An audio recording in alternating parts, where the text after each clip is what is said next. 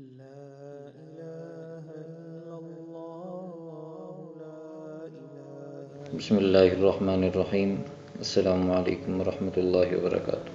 سامعین و ناظرین، آج کی اس ویڈیو میں ہم آپ کو جو سنت مؤکدہ ہیں ان کے فضائل اور مسائل کے بارے میں تفصیل کے ساتھ بتائیں گے۔ دن رات میں جو 5 نمازیں فرض ہیں، ان میں جو سنت مؤکدہ ہیں ان کی تعداد 12 ہے۔ فجر کے فرائض سے پہلے 2 رکعت سنت مؤکدہ، ظہر کے فرائض سے پہلے 4 رکعت سنت مؤکدہ اور فرائض کے بعد 2 رکعت سنت مؤکدہ، مغرب اور عشاء کے فرائض کے بعد 2 رکعت سنت مؤکدہ۔ ان کی تعداد کل 12 ہو گئی، اور حدیث میں ان کے بہت زیادہ فضائل بیان ہوئے ہیں۔ چنانچہ ایک حدیث کا مفہوم ہے کہ جس شخص نے دن رات میں فرض کے علاوہ 12 رکعت کو پڑھا، یعنی ان سنت مؤکدہ کو پڑھا، تو اللہ تعالیٰ جنت میں اس کے لیے محل تیار کریں گے۔ اس کے علاوہ جو دیگر سنن مؤکدہ ہیں، وہ جمعہ کے 2 فرائض سے پہلے 4 رکعت سنت مؤکدہ اور فرائض کے بعد 4 رکعت سنت مؤکدہ۔ اس کے بعد جو سنت ہیں 2، ان میں اختلاف ہے کہ یہ سنت مؤکدہ ہیں یا سنت غیر مؤکدہ ہیں۔ بہرحال سنت مؤکدہ جتنی بھی ہیں ان میں جو آکد السنن ہے اور جن کی بہت زیادہ تاکید اور فضیلت بیان ہوئی ہے، وہ فجر کی 2 رکعت سنت مؤکدہ ہیں۔ ایک حدیث میں آتا ہے کہ رکعت الفجر خیر من الدنیا وما فیہا، فجر کی 2 رکعت دنیا وما فیہا سے بہتر ہیں۔ اور ایک اور حدیث کا مفہوم ہے کہ فجر کی 2 گانا سنتوں کو نہ چھوڑو، اگرچہ تمہیں گھوڑے ہی کیوں نہ روند ڈالیں۔ اب چونکہ ان سنتوں کی بہت زیادہ تاکید بیان ہوئی ہے، تو اس لیے اگر کوئی آدمی ایسے وقت میں مسجد میں پہنچا کہ جماعت قائم تھی اور جماعت ہو رہی تھی، تو وہ آدمی دیکھے گا کہ اگر وہ سنتیں پڑھ کے جماعت میں شریک ہو سکتا ہے تو پہلے اس کو سنتیں پڑھ لینی چاہیے، لیکن اس کو اندیشہ ہے کہ وہ اگر سنتوں میں مشغول ہوتا ہے تو جماعت فوت ہو جائے گی، تو اس کو جماعت میں شریک ہو جانا چاہیے۔ اگر وہ جماعت سے پہلے سنتوں میں مشغول ہوتا ہے تو اس کو ایسی جگہ کا انتخاب کرنا چاہیے جو جماعت سے تھوڑی ہٹ کے ہو، یعنی کسی ستون وغیرہ کی آڑ میں یا مسجد کے برآمدے یا صحن میں ان سنتوں کو پڑھنا چاہیے، تاکہ فرض اور جماعت کا جو بھرم اور مقام ہے وہ اپنی جگہ برقرار رہے۔ اب اگر کسی آدمی نے یہ سنتیں جماعت سے پہلے نہ پڑھ سکی تو پھر وہ ان کو کب ادا کرے گا؟ تو ان کو احناف کے نزدیک سورج طلوع ہونے کے بعد جب وہ تھوڑا بلند ہو جائے اور اشراق کا وقت ہو جائے تو اس وقت ان سنتوں کو پڑھے گا۔ اگر کسی آدمی کی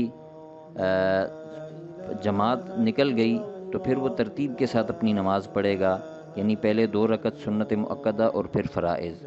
اور اگر کوئی آدمی ایسے وقت میں بیدار ہوتا ہے کہ تھوڑا ہی وقت بچا ہے کہ جس میں 2 رکعت ہی پڑھی جا سکتی ہے، تو اس کو چاہیے کہ وہ فرض پڑھ لے اور سنتوں کو چھوڑ دے اور سنتوں کو پھر اشراق کے وقت میں پڑھے۔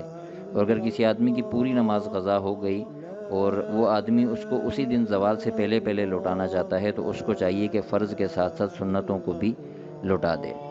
اس کے برعکس جو ظہر کی سنتیں ہیں تو ان کو جماعت سے پہلے پڑھنا جماعت کے ہوتے ہوئے قائم ہوتے ہوئے ضروری نہیں ہے، کیونکہ ایک حدیث میں آتا ہے کہ اذا اقیمت الصلاۃ فلا صلاۃ الا المکتوبہ، جب جماعت کھڑی ہو تو پھر اس وقت جماعت کے علاوہ کوئی دوسری نماز نہیں ہے۔ فجر کی نماز تو اس وجہ سے تھی کہ وہ آکد السنن اور ان کی بہت زیادہ تاکید اور فضیلت بیان ہوئی ہے، لیکن ظہر میں ایسا نہیں ہے، تو ظہر میں جماعت کے کھڑے ہونے کی صورت میں سنت شروع کرنا درست نہیں ہے۔ لیکن اگر کسی آدمی نے جماعت سے پہلے سنت شروع کی ہوئی ہیں اور جماعت کھڑی ہو گئی تو اس آدمی کو چاہیے کہ 2 رکعت پہ سلام پھیر کے پھر جماعت کے ساتھ شامل ہو جائے، اور اگر 2 رکعت سے زیادہ پڑھ چکا ہے تو پھر اس کو چاہیے کہ جلدی کے ساتھ وہ اپنی 4 رکعت مکمل کرے اور پھر جماعت کے ساتھ شامل ہو جائے۔ اب اگر کوئی آدمی جماعت سے پہلے ظہر کی سنتیں نہ پڑھ سکا، 4 سنت مؤکدہ نہ پڑھ سکا، تو اس کو کس طرح پڑھے گا؟ آیا وہ بعد میں 2 رکعت سنت مؤکدہ کے بعد پڑھے گا یا ان سے پہلے پڑھے گا؟ تو اس میں دونوں اقوال ہیں، لیکن صحیح قول یہی ہے کہ جو ترتیب چلی آ رہی ہے کہ فرض کے بعد 2 رکعت سنت مؤکدہ ہوتی ہیں تو پہلے وہ 2 رکعت سنت مؤکدہ پڑھے گا، پھر اس کے بعد یہ پہلے کی رہ جانے والی 4 سنت مؤکدہ کو پڑھے گا۔ لیکن اگر کوئی اس کے برعکس بھی کرتا ہے، یعنی پہلے 4 رکعت سنت مؤکدہ کو جو نماز سے فرض سے پہلے والی تھی ان کو پڑھتا ہے، تو بھی اس میں گنجائش ہے۔ اب مسئلہ یہ ہے کہ سنتوں کے لیے افضل جگہ کون سی ہے، مسجد یا گھر؟ تو ایک حدیث میں آتا ہے کہ اجعلوا من صلاتکم فی بیوتکم ولا تتخذوها قبورا، کہ اپنے نوافل اور سنن کو گھر میں پڑھو اور اپنے گھروں کو قبرستان نہ بناؤ۔ یعنی جس طرح قبرستان میں نماز نہیں پڑھی جاتی، تم اپنے گھروں کو بھی ایسا نہ چھوڑو کہ ان میں بھی نماز پڑھنا بالکل ہی چھوڑ دو۔ تو سنن اور نوافل کا اہتمام گھر میں کرنا چاہیے اور جماعت اور فرض کے لیے مسجد جانا چاہیے۔ اس میں گھر میں بہت زیادہ برکت بھی ہوتی ہے اور اللہ تعالیٰ کی رحمتیں بھی نازل ہوتی ہیں۔ لیکن فقہ کی کتابوں میں ایک بات اور لکھی ہے کہ جہاں پہ آدمی کو خشوع خضوع اور اخلاص کی کیفیت زیادہ پیدا ہو رہی ہو تو وہیں پر سنن اور نوافل کو ادا کرنا چاہیے۔